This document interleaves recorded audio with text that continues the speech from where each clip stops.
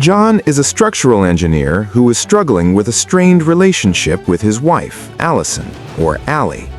As he returns to their suburban home to prepare for their son Nathan's birthday party, the world is captivated by Clark, an interstellar comet expected to pass close to Earth. While at a grocery store, John receives a frantic presidential alert on his phone, informing him that he, Allie, and Nathan have been selected for emergency shelter relocation. Confused and alarmed, he rushes home as military aircraft begin filling the sky. The gravity of the situation hits during the get-together when a comet fragment, expected to land harmlessly in the ocean, instead obliterates a city in Florida. The resulting shockwave is felt for thousands of miles. As a second alert broadcasts the family's selection to their horrified neighbors, John is forced to refuse pleas for help, knowing the military will only accept those with a specific QR code. The family reaches a military airbase, but chaos ensues when they realize Nathan's insulin was left in the car. While John rushes back to retrieve it, Allie is informed by a superior officer that Nathan's chronic medical condition, diabetes, disqualifies him from the flight. She and Nathan are forcibly escorted off the base.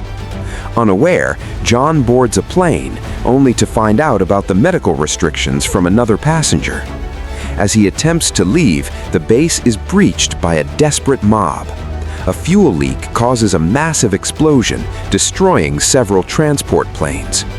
John eventually finds a note from Allie, stating she is heading to her father's house in Lexington.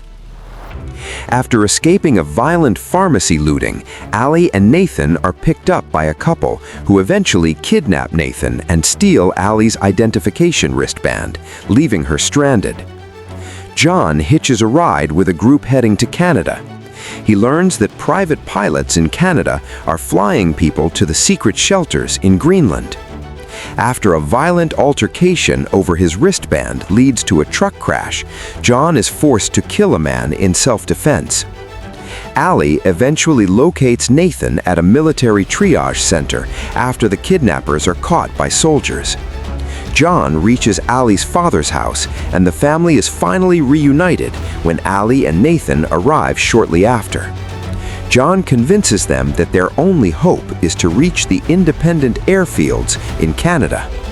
Allie's father chooses to stay behind, giving John his car for the travel.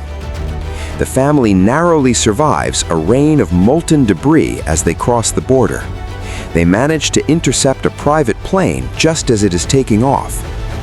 As they approach Greenland, a massive fragment impacts nearby, creating a shockwave that causes their plane to crash land on a glacier. The family and other survivors trek to the entrance of a massive underground bunker system just as Planet Killer, the largest piece of the comet, impacts the Earth. 9 months later, the bunker hatches finally open. The Earth's surface is desolated and unrecognizable, but radio signals begin to flicker to life from other survivors around the globe.